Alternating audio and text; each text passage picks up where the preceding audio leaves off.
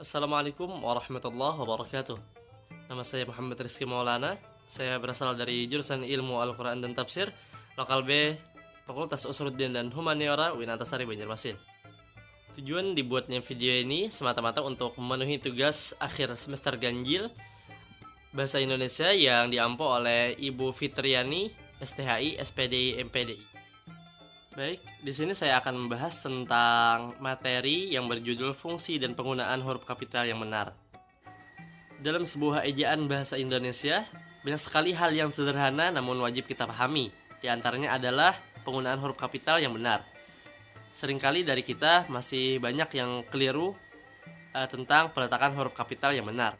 Karena dari itu, tujuan video ini dibuat selain untuk memenuhi tugas bahasa Indonesia saya, juga sebagai edukasi kepada kita semua agar kita lebih memahami tentang bagaimana penggunaan huruf kapital yang benar.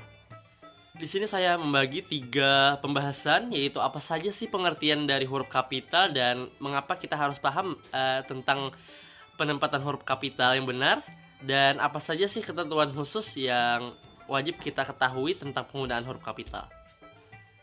Huruf kapital menurut KBBI adalah huruf yang berukuran atau berbentuk lebih besar dari huruf biasanya, dan huruf kapital biasanya digunakan sebagai huruf pertama dari sebuah kalimat seperti A, B, C, dan sebagainya.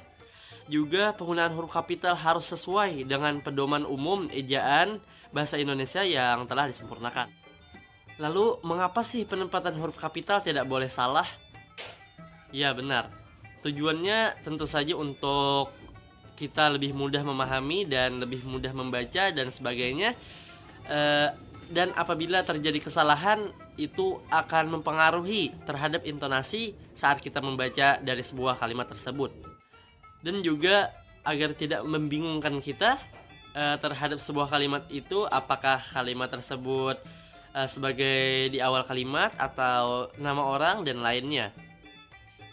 Baik, lalu apa saja sih ketentuan khusus yang perlu kita ketahui tentang penggunaan huruf kapital yang benar? Ya, fungsi dan penggunaan huruf kapital biasanya yang pertama itu berada di awal kalimat.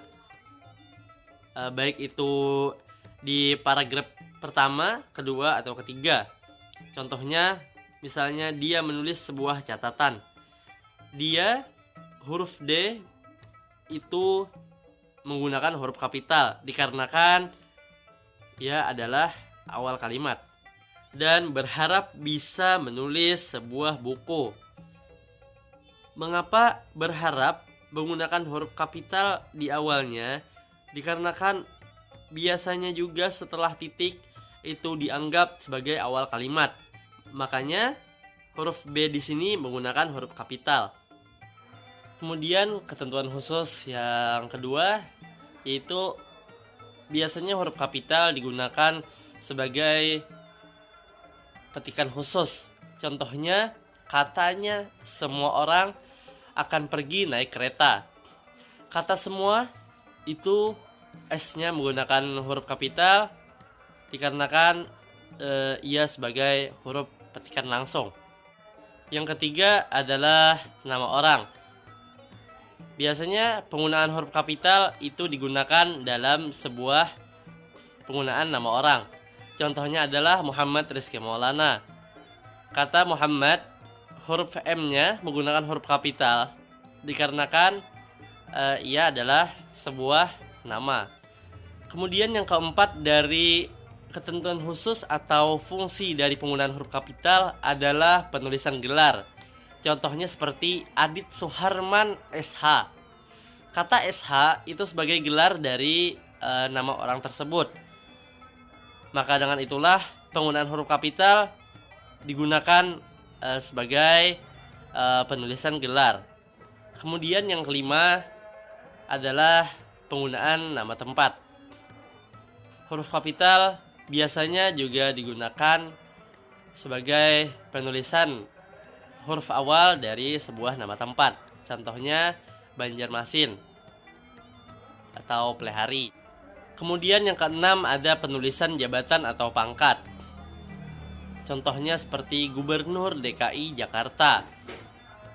Kata gubernur itu adalah sebuah nama jabatan dari salah satu pemerintahan yang ada di Indonesia. Kata gubernur itu hurufnya menggunakan huruf kapital dikarenakan fungsi dari huruf kapital biasanya digunakan sebagai penulisan nama jabatan atau pangkat, sebuah pangkat. Yang ketujuh, dari fungsi penggunaan huruf kapital adalah huruf kapital digunakan sebagai huruf awal dari sebuah nama lembaga, badan, negara, atau organisasi. Contohnya Badan Perserikatan Bangsa-Bangsa, bisa disingkat BP, BB. Yang kedelapan, dari fungsi penggunaan huruf kapital itu biasanya ada pada judul sebuah tulisan. Contohnya Surat Kecil untuk Tuhan. Yang kesembilan, huruf kapital biasanya juga ada pada nama bangsa, suku, dan bahasa. Contohnya suku Dayak. Dan contohnya juga bahasa Indonesia. Yang ke-10, dari fungsi penggunaan huruf kapital juga biasanya ada pada nama untuk tahun, bulan, atau hari. Contohnya seperti Hijriyah atau bulan Januari misalnya, atau hari apa misalnya hari Senin. Nah, itu menggunakan huruf kapital juga di awalnya. Yang terakhir, yang ke-11, dari fungsi penggunaan huruf kapital biasanya ada pada nama untuk agama, kitab suci, dan nama Tuhan. Contohnya nama agama, agama Islam contohnya. Atau dalam kata kitab misalnya Al-Quran. Atau juga nama Tuhan, misalnya dalam Islam Allah Subhanahu wa Ta'ala. Itu semua di awal kalimatnya menggunakan huruf kapital atau huruf besar. Dari penjelasan yang sudah saya terangkan di awal tadi, dapat kita tarik kesimpulan bahwa huruf kapital adalah huruf besar yang biasanya digunakan pada awal kalimat dari sebuah kata. Dan tentunya penggunaan huruf kapital harus sesuai fungsi dan ketentuannya yang sudah disempurnakan dalam sebuah ejaan bahasa Indonesia. Baik, hanya itu saja yang bisa saya sampaikan. Semoga video ini bermanfaat untuk kita semua. Ihdinas siratal mustaqim. Wassalamualaikum warahmatullahi wabarakatuh.